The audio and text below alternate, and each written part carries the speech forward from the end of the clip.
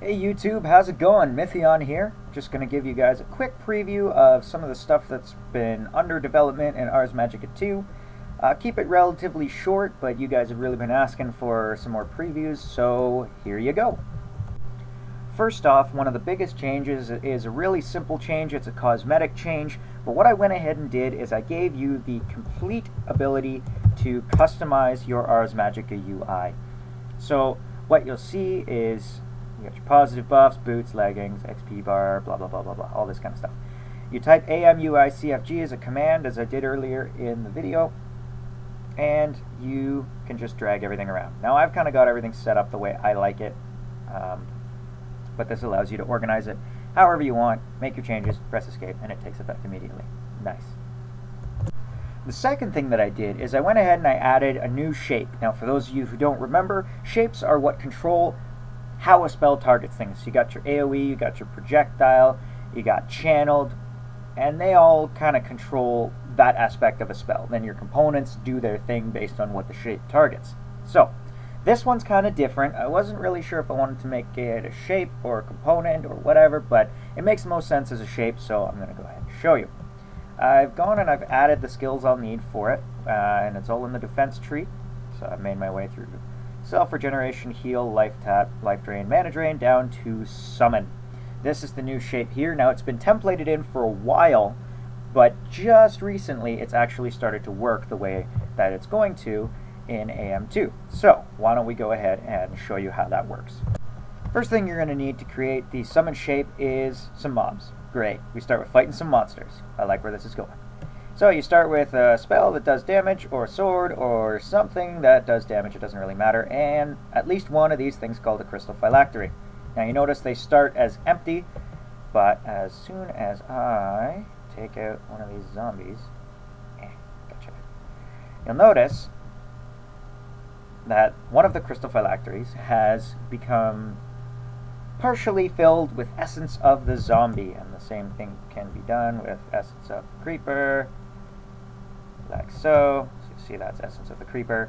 It's slightly randomized what you get, but and once you have these started, you just go fight more of the same thing, and once you have enough of them, once it's 100% full, you get your filled phylacteries. Great. Part 1. Second thing you're going to do is pretty much the standard start to creating a spell. As you go to your inscription table, you start with a book inside, and I'm going to make projectile summon. That's what I want. So you take your book, here's your recipe, all the stuff you need, blue orchid, and it has no affinity. Okay, great. Step 2. Moving right along, going into step 3, you need to gather up the rest of the materials. So Vintium dust, chimerite, monster focus, blah blah blah blah, crystal phylactery I have filled. So put your book on the stand, and you take your blank rune, and throw it in there, and the spell creation process is started. So I've made this a little prettier. So it's telling me that the next thing I need is Vintium. Go ahead and throw that in. Arrow, snowball, chimerite, purified Vintium, my blue orchid, a monster focus. Now finally, this last one can be any filled crystal phylactery. You're not limited to this, it's any one. So we'll start with zombie. Why not? And then, well, what is this? This is actually a new icon. That means that the recipe requires essence. So your crafting altar can be hooked up to your nexus. The type of power does matter, so you'll need all 3. And basically when it's requesting this, you just flip the switch. It'll request power, as you can see, and the moment it has enough, you'll see that the switch will flip off. And there it goes, and now it's moved on to the next one. So that's what that means. Throw in your spell parchment, and we're done. We now have summon zombie. Alright. Awesome. And we'll go with this here. So let's give it a try. If I go and I cast it here.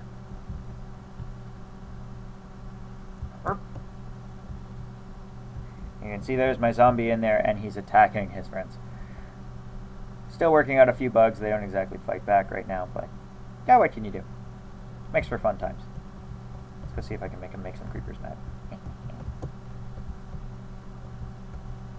No, he won't attack creepers.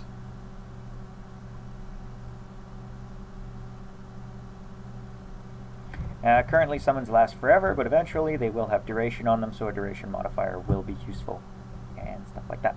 So I also went ahead and made a quick summon creeper spell, just to show you that this does work. So if I spawn a spider there and summon creeper, he'll wander over and boom. And drops, but no experience. So, there's your summons. Very cool. So there are two basic conditions to what you can summon using this method. One, the mob has to be controlled by the new AI system. That's a requirement right across the board. The other one only applies to survival, and that's you can't create summon spells that summon bosses. In creative, have at it. The items are all there, but in survival, no can do. The phylactery will not fill with the boss's essence when killed. So, what that means is all of the vanilla mobs, all of Ars Magica mobs, and even mod mobs, as long as they meet that criteria, can be turned into summons to fight on your side. So currently, just with Ars Magica and vanilla, there are quite a few things you can summon already. So there's the Wolf, Iron Golem, Snow Golem, Mana Creeper, Hecate, Witch, Light Mage, Ocelot Creeper, Villager, Pig, Mana Elemental, Mushroom, Chicken, Sheep, Horse, Dryad, Water Elemental, Mage Villager, Dark Mage, Cow, Skeleton, and Zombie. I'd like to point out that summon Wolf, summon Ocelot, or any other tameable creature is automatically tamed the moment you summon it. And there you go. So you can make them sit and control them. And one last thing I'd just like to mention is that if you use the charm spell, or the charm component rather, which is under defense, and currently it's actually after summon, but I'll be changing that around. If you use charm, it's basically like a temporary summon. You can actually convert things to your side.